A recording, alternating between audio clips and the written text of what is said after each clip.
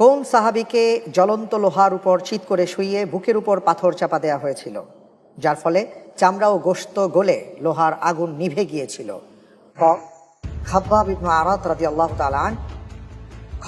বিলাল ইবনু রাবাহ রাদিয়াল্লাহু তাআলা আন, ক. আম্মার ইবনু ইয়াসির রাদিয়াল্লাহু তাআলা আন, খ. আমির ইবনু ফুহাইরা রাদিয়াল্লাহু তাআলা আন। আপনি চাইলে বিশেষজ্ঞ প্যানেলের সহায়তা নিতে পারেন অথবা পরিবর্তিত প্রশ্ন দিতে পারেন। এই প্রশ্নের উত্তর ক। ক. আপনি লাইফলাইন ইউজ করবেন না?